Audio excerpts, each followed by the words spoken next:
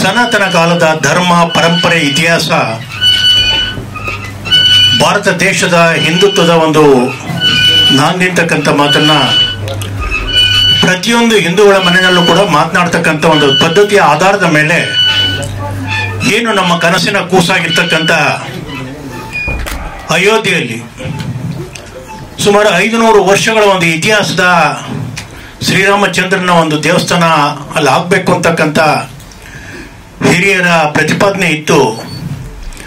ಅದನ್ನು ಈಗ ತಾನೇ ನಾವು ಚಿಕ್ಕ ಮಗು ಹಾಡಿನ ಮೂಲಕ ಶ್ರೀರಾಮಚಂದ್ರನ ದರ್ಶನವನ್ನು ಮಾಡ್ತಕ್ಕಂಥ ಒಂದು ವ್ಯವಸ್ಥೆಯಲ್ಲಿ ತೊಡಸ್ಕೊಂಡಿರ್ತಕ್ಕಂಥದ್ದಕ್ಕೆ ಇಡೀ ಭಾರತ ದೇಶವೇ ಶ್ಲಾಘನೀಯ ಅಂತಕ್ಕಂಥ ಮಾತನ್ನು ಹೇಳಲಿಕ್ಕೆ ಇಷ್ಟಪಡ್ತೇನೆ ಬಂಧುಗಳು. ಇಂಥ ಒಂದು ಸಂದರ್ಭದಲ್ಲಿ ಅದಕ್ಕೆ ಪೂರಕವಾಗಿ ಆ ಚಿಕ್ಕ ಮಗು ಶ್ರೀರಾಮಚಂದ್ರನ ಬಗ್ಗೆ ಹಾಡಿರ್ತಕ್ಕಂಥ ಒಂದು ಹಾಡು ಮತ್ತು ನಮ್ಮ ಬೆಳ್ಳಿಚುಕ್ಕಿ ವೀರೇಂದ್ರ ಅವರು ಹಾಗೂ ಸಹೋದರಿ ಏನವ್ರ ಹೆಸರು ಮೇಡಮ್ ಹೆಸರು ಸುಮಿತ್ರಾ ಅವರು ಸುನೀತಾ ಅವರು ಬಂಧುಗಳು, ಯಾವುದೇ ಆಗಲಿ ಒಂದು ಪ್ರಾರಂಭ ಮಾಡ್ತಕ್ಕಂಥ ಒಂದು ಸಂದರ್ಭದಲ್ಲಿ ಅದಕ್ಕೊಂದು ಐತಿಹಾಸಿಕ ಒಂದು ನಿರ್ಣಯ ಖಂಡಿತವಾಗಿ ಕೂಡ ಬೇಕಾಗುತ್ತೆ. ಆ ದೃಷ್ಟಿಯಿಂದ ಅಯೋಧ್ಯೆಯ ಶ್ರೀರಾಮಚಂದ್ರನ ಒಂದು ವ್ಯವಸ್ಥೆಯನ್ನು ತೊಡಸ್ಕೊಂಡು ಇವತ್ತು ಪ್ರಾರಂಭ ಮಾಡಿರ್ತಕ್ಕಂಥ ಹಾಡು ತುಂಬ ಸುಂದರವಾಗಿ ಮೂಡಿ ಬಂದಿದೆ. ಅದಕ್ಕೆ ನಾವೆಲ್ಲರೂ ಕೂಡ ಅವರಿಗೆ ಧನ್ಯರಾಗೋಣ ಅಂತಕ್ಕಂಥ ಮಾತನಾಡ್ತಾ, ಇದು ಇಡೀ ಕೇವಲ ಬೆಂಗಳೂರು ಮಾತ್ರ ಅಲ್ಲ, ಕರ್ನಾಟಕ ಮಾತ್ರ ಅಲ್ಲ, ಭಾರತ ದೇಶಕ್ಕೆ ಒಂದು ಕೀರ್ತಿಪಥಕ್ಕೆ ಆಗಲಿ ಅಂತಕ್ಕಂಥ ಒಂದು ಆಶಯದ ನುಡಿಯನ್ನು ಆಡ್ತಾ ನನ್ನ ಮಾತು ಮುಗಿಸ್ತೇನೆ. ಧನ್ಯವಾದಗಳು. ಹಲವಾರು ರಾಜ್ಯಗಳಲ್ಲಿ ಮತ್ತು ಕೇಂದ್ರದಲ್ಲಿ ಹೆಸರನ್ನ ಮಾಡಿದಂತಹ ಸಿನಿಮಾಗಳಲ್ಲಿ ಪಾತ್ರ ಮಾಡಿರತಕ್ಕಂತಹ ಕಾವೇರಿ ಶ್ರೀಧರ್ ಅವರು ಹಿರಿಯ ಕಲಾವಿದರು. ಅವರ ಪಿಂಕಿಯಲ್ಲಿ, ನಾನು ಕುಸುಮ, ಈಗ ಬೆಂಗಳೂರು ಅಂತಾರಾಷ್ಟ್ರೀಯ ಚಲನಚಿತ್ರೋತ್ಸವದಲ್ಲಿ ಪ್ರದರ್ಶನಗೊಂಡಂತ ಲಚ್ಚಿ ಸಿನಿಮಾದಲ್ಲಿ ಬಹಳ ವಿಶೇಷವಾಗಿರ್ತಕ್ಕಂಥ ಪಾತ್ರಗಳನ್ನು ಮಾಡ್ತಕ್ಕಂಥ ರಂಗಭೂಮಿ ಕಲಾವಿದರು. ದಯವಿಟ್ಟು ಅವರು ಕೂಡ ವೇದಿಕೆಗೆ ಬರಬೇಕು ಅಂತ ಕೇಳ್ಕೊತೀನಿ.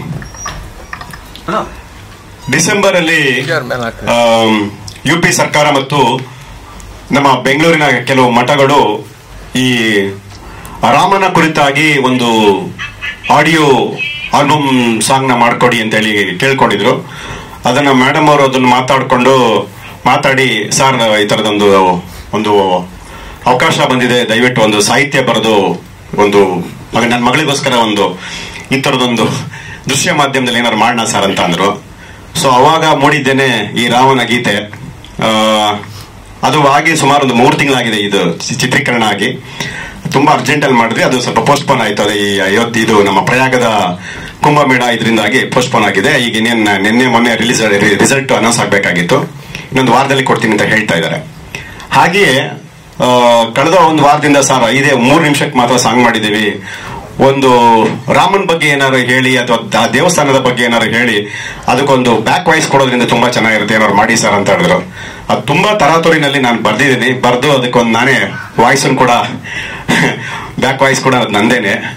ಸೊ ದಟ್ ಎರಡರ ಒಂದು ಈ ಒಂದು ಪ್ರಾಜೆಕ್ಟ್ ನಲ್ಲಿ ಬಹಳ ಆಸಕ್ತಿ ವಹಿಸಿ ಮೇಡಮ್ ಅವರು, ಸುಮಿತಾ ಮೇಡಮ್ ಅವರು ಮತ್ತು ಪ್ರವೀಣಾ ಬಾನು ಅವರು ತುಂಬಾ ಆಸಕ್ತಿ ಇದೆ. ಮಗಳಿಗೋಸ್ಕರ ಏನೋ ಒಂದು ಮಾಡಬೇಕು ಅಂತೇಳಿ ಇತ್ತೀಚೆಗಷ್ಟೇ ನಮ್ಮ ರವೀಂದ್ರ ವೇಂಶಿ ಅವರು ನಿರ್ದೇಶನ ಮಾಡಿದಂತಹ ಟೇಕ್ವಾಂಡೋ ಅದರಲ್ಲಿ ಕೂಡ ಸಿನಿಮಾ ಕಳೆದ ವರ್ಷ ಬಿಡುಗಡೆ ಆಯಿತು.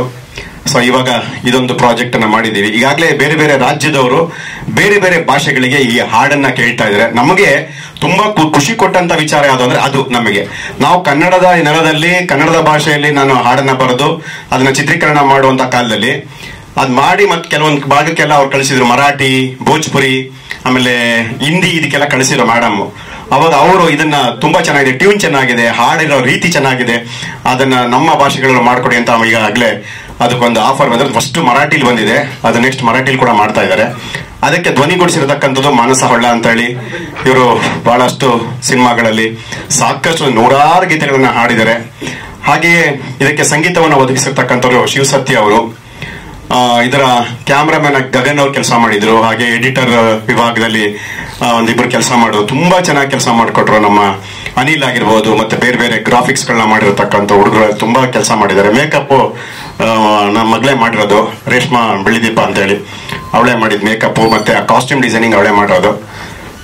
ಒಟ್ಟಿನಲ್ಲಿ ಯಾವುದೋ ಒಂದು ಹೊಸ ಹೊಸ ಪ್ರಾಜೆಕ್ಟ್ಗಳನ್ನ ಸುಮಿತಾ ಮೇಡಮ್ ಅವರಾಗ್ಲಿ, ಅವರ ಕುಟುಂಬ ಪ್ರವೀಣಾ ಭಾನು ಅವರಾಗಲಿ ಮಾಡ್ತಾನೆ ಇರ್ತಾರೆ. ಅವರು ಹೊರ ದೇಶದಲ್ಲಿ ಇರ್ತಕ್ಕಂಥ ಆದರೂ ಮಗಳನ್ನ ಇಷ್ಟು ಮಟ್ಟದಲ್ಲಿ ಬೆಳೆಸುವಂತ ಪ್ರಯತ್ನವನ್ನ ಮಾಡ್ತಾ ಇದ್ದಾರೆ. ನಿಜವಾಗ್ಲೂ ನನಗೆ ಒಂದು ಅವಕಾಶ ಕೊಟ್ಟಿದ್ದಾರೆ. ಏನಾದ್ರು ಪ್ರಶ್ನೆಗಳಿದ್ರೆ ದಯವಿಟ್ಟು ಕೇಳಿ ಮಾಧ್ಯಮದ ಸ್ನೇಹಿತರು. ನಾವು ಯಾವಾಗಲೂ ಮಾಧ್ಯಮದಲ್ಲಿ ಕೂತ್ಕೊಂಡು ಮಾತಾಡ್ತಾ ಇದ್ವಿ. ನನ್ಗೆ ಗೊತ್ತಿರೋಷ್ಟು ಹೇಳಿದ್ದೀನಿ, ಇವನು ಹೇಳ್ತಿದ್ದಾನೆ ಇಲ್ಲಿ ಎಸ್ಕಾರ್ಟ್ ಹೇಳ್ತಿದ್ದಾನೆ. ಸೊ ದಟ್ ಎಲ್ಲ ಒಟ್ಟೊಟ್ಟಿಗೆ ನಾವೆಲ್ಲ ಕೆಲಸ ಮಾಡುವಂತವ್ರು ಮಾಧ್ಯಮದಲ್ಲಿ, ಸಾರಿ ಸಿನಿಮಾ ಧಾರಾವಾಹಿಗಳಲ್ಲಿ ಈಗ ಈ ತರದ ಒಂದು ಪ್ರಯತ್ನಗಳನ್ನ ಮಾಡ್ತಾ ಇದ್ದೀವಿ.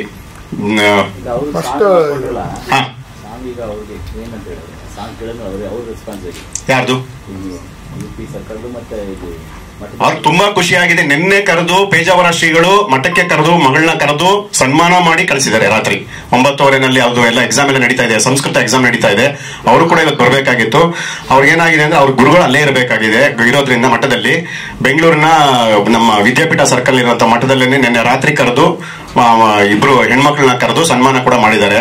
ಸೊ ನನ್ನ ಕೂಡ ಕರೆದು ನಾನು ಹೋಗಕ್ಕೆ ಆಗಿಲ್ಲ ಅಷ್ಟೇನೆ. ಕರೆದು ಬಹಳ ವಿಶೇಷವಾಗಿ ಇಡೀ ಸಾಂಗ್ ಅನ್ನ ನೋಡಿ ಬಹಳ ದೊಡ್ಡ ಮಟ್ಟದಲ್ಲಿ ಇದು ಹೆಸರಾಗತ್ತೆ, ತುಂಬಾ ಚೆನ್ನಾಗಿ ಮಾಡಿದೀರಾ, ನಮ್ಗಂತೂ ಹೆಮ್ಮೆ ಆಗಿದೆ ಅಂತ ಹೇಳಿದ್ದಾರೆ.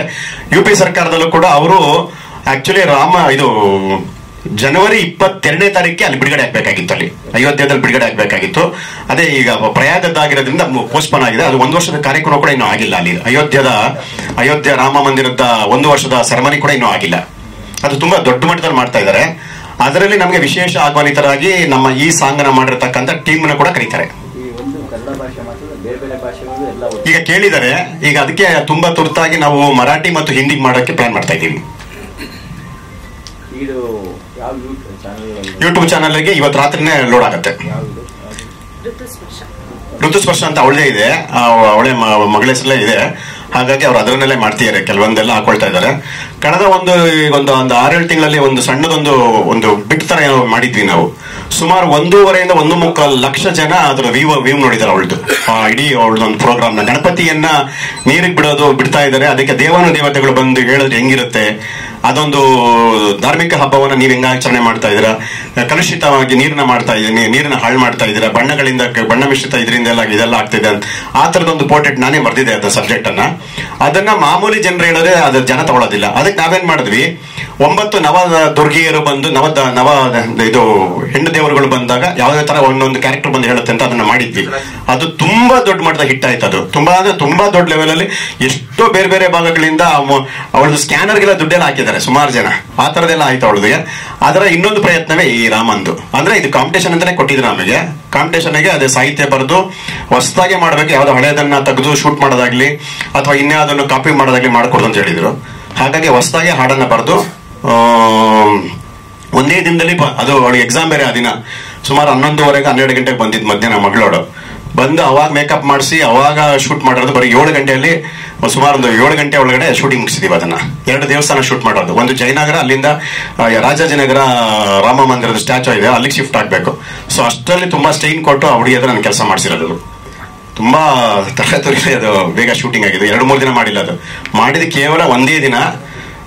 ತುಂಬಾ ಚೆನ್ನಾಗೂ ಸಪೋರ್ಟ್ ಮಾಡಲ್ಲ ಮಗಳು, ಬಹಳ ತುಂಬಾ ಆಕ್ಟಿವ್ ಅವಳು. ಹಾಗಾಗಿ ತುಂಬಾ ಸಪೋರ್ಟಿವ್ ಆಯ್ತು ನಮ್ಗೆ. ಎಲ್ಲ ಒಂದೇ ಟೇಕಲ್ಲೇ ಮಾಡಿದ್ದಾಳೆ. ಆಮೇಲೆ ತುಂಬಾ ಶಾರ್ಟ್ಸ್ ಗಳಿದೆ. ಆಮೇಲೆ ನಮಗ್ ಬೇಜಾರಾಗೋದೇನಂದ್ರೆ, ದಯವಿಟ್ಟು ಮಾಧ್ಯಮಕ್ಕೆ ನಾನು ಮತ್ತೆ ಹೇಳ್ತಾ ಇದ್ದೀನಿ, ನಾನು ಈ ಸರಿ ಕೂಡ ಪತ್ರಿಕೆಗಳಲ್ಲಿ ಬರೆದಿದ್ದೇನೆ. ನಮ್ಮ ಬೆಂಗಳೂರು ಅಂತಾರಾಷ್ಟ್ರೀಯ ಚಲನಚಿತ್ರೋತ್ಸವ ಯಾವ ಮಟ್ಟಕ್ಕೆ ಬಂದು ನಿಂತಿದೆ ಅಂತ ಅಂದ್ರೆ, ಒಳ್ಳೊಳ್ಳೆಯ ಸಿನಿಮಾಗಳು, ಸದಾಭಿರುಚಿಯ ಚಿತ್ರಗಳು. ನಾನು ಹೋದ ವರ್ಷ ನಿರ್ಮಾಪಕನಾಗಿ ಕನ್ನಡಿ ಅಂತ ಚಿತ್ರ ಮಾಡಿದಾಗ ಬೇರೆ ಬೇರೆ ದೇಶ, ಅಮೆರಿಕ ಅಕ್ಕಾಸಮೇಳನ ಸೆಲೆಕ್ಟ್ ಮಾಡ್ತಾರೆ, ಬೇರೆ ಬೇರೆ ದೇಶದಲ್ಲಿ ಸಿನಿಮಾ ಸೆಲೆಕ್ಟ್ ಆಗತ್ತೆ. ಬೆಂಗಳೂರಿನಲ್ಲಿ ಅದನ್ನು ಕನ್ನಡದ ನೆಲದಲ್ಲಿ ಕನ್ನಡದ ಕಥೆಯನ್ನ ಆಧಾರಿತ ಒಂದು ಕಾದಂಬರಿ ಚಿತ್ರವನ್ನ ಆಯ್ಕೆ ಮಾಡಲ್ಲ. ನಮಗೆಷ್ಟು ನೋವಾಗಲ್ಲ. ಇನ್ನು ಒಳ್ಳೆ ಸಿನಿಮಾ ಬರಲ್ಲ, ಒಳ್ಳೆ ಸಿನಿಮಾವನ್ನ ಜನ ನೋಡ್ತಾ ಇಲ್ಲ ಅಂದ್ರೆ ಎಲ್ಲಿಂದ ನೋಡ್ತಾರೆ? ಈ ಸರಿನೂ ಅದೇನೇ ಆಗಿದೆ. ಬಟ್ ಆದ್ರೆ ಒಂದು ಸಮಾಧಾನಕರ ಬಹುಮಾನ ಏನಪ್ಪಾ ಅಂತಂದ್ರೆ, ಈ ಪಿದಾಯ್ ಅಂತದ್ದು ಆಗಿರ್ಬೋದು ಅಥವಾ ದಸ್ಕತ್ ಅಂತ ಸಿನಿಮಾಗಳು, ಕೆಲವು ಸಿನಿಮಾಗಳು ನಂಗೆ ಬಹಳ ಇಷ್ಟ ಆಗಿದೆ. ನಾನು ಆ ತರನೇ ವಿಮರ್ಶೆ ಕೂಡ ನಾನು ಮಾಡಿದ್ದೀನಿ ಅದನ್ನ. ಸೊ ನಮ್ಗೆ ಬೇಜಾರೇನು ಅಂದ್ರೆ, ಸರ್ಕಾರ ದುಡ್ಡು ಕೊಡುತ್ತೆ, ಎಲ್ಲ ಕೊಡುತ್ತೆ, ಆದ್ರೆ ಜೂರಿ ಮೆಂಬರ್ಗಳನ್ನು ಆಯ್ಕೆ ಮಾಡೋದ್ರಲ್ಲಿ ತುಂಬಾ ಸೋಲುತ್ತೆ. ಈಗ ಉದಾಹರಣೆಗೆ ಈ ಹೆಣ್ಮಗಳು ಮಾಡಿರೋ ಸಿನಿಮಾ ಕೂಡ ಈ ವರ್ಷ ಮಕ್ಕಳ ಸಿನಿಮಾನೇ ಇಲ್ಲ ಈ ಸರಿ. ಏನ್ ಹೇಳುತ್ತೆ, ಒಂದು ಫೆಸ್ಟಿವಲ್ ಏನ್ ಹೇಳುತ್ತೆ, ಎಲ್ಲಾ ತರದ ವಿಭಾಗದ ಪೌರಾಣಿಕ, ಐತಿಹಾಸಿಕ, ಜನಪದ, ಮತ್ತೆ ಮಕ್ಕಳ ಚಿತ್ರ, ಸಾಮಾಜಿಕ ಕಳಕಳಿಯ ಚಿತ್ರ, ಆಮೇಲೆ ಮಹಿಳಾ ಪ್ರಧಾನ ಚಿತ್ರ ಎಲ್ಲ ಬರಬೇಕು ಅಂತ ಕೇಳುತ್ತೆ. ಇಲ್ಲಿ ನೋಡಿದ್ರೆ ಈ ತರದ್ ಸೆಲೆಕ್ಟ್ ಮಾಡ್ತಾರೆ. ನಾವು ನಿರ್ಮಾಪಕರುಗಳಾಗಿ ಅಥವಾ ನಿರ್ದೇಶಕರಾಗಿ ನಾವು ಯಾವ ತರದನ್ನ ಆಯ್ಕೆ ಮಾಡೋಕೆ ಅಂದ್ರೆ ಗೊಂದಲದಲ್ಲಿ ಇದೀಗ ನಾವು. ಇದು ದೊಡ್ಡ ಮಟ್ಟದ ನಮ್ಗೆ ಚಾಲೆಂಜ್ ಆಗಿದೆ. ಅದೇ ಹೇಳ್ತಾ ಇರೋದು, ಒಂದು ಪೌರಾಣಿಕ ಇಲ್ಲ, ಒಂದು ಐತಿಹಾಸಿಕ ಸಿನಿಮಾ ಇಲ್ಲ ಈ ವರ್ಷ, ಮಕ್ಕಳ ಸಿನಿಮಾ ಇಲ್ಲ. ಅದನ್ನೇ ಹೇಳ್ತೀನಿ ಮಾಸ್ಟ್ರೆ, ಇದಾಗ್ತಾ ಇದೆ. ನಮಗಂತೂ ನಾವು ಸರ್ಕಾರವನ್ನ ದೂಷಣೆ ಮಾಡೋದಕ್ಕಿಂತಲೂ ಜೂರಿಗಳನ್ನ ಯಾಕೆ ಈ ತರ ಆಯ್ಕೆ ಮಾಡ್ತಾರೆ ನಮ್ಗೆ ಗೊತ್ತಾಗ್ತಾ ಇಲ್ಲ. ಇದು ನಮ್ಗೆ ಬಹಳ ನೋವಾಗುವಂತ ವಿಚಾರ.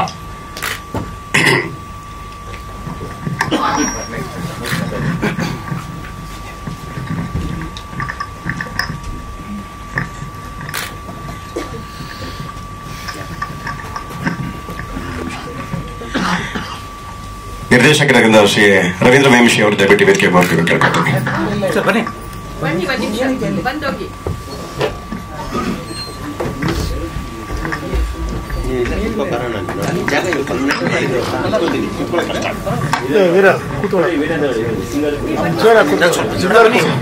ಅರ್ಚನಾ ಅವ್ರು ಮಾತಾಡ್ತಾರೆ. ಅರ್ಚನಾ ಅವ್ರಿಗೆ ಮಾತಾಡ್ಲಿ. ಮಾನ್ಸ ಅದು ಅರ್ಚನಪ್ಪ ಅವ್ರ ಹೆಸರು, ಒರಿಜಿನಲ್ ಹೆಸರು.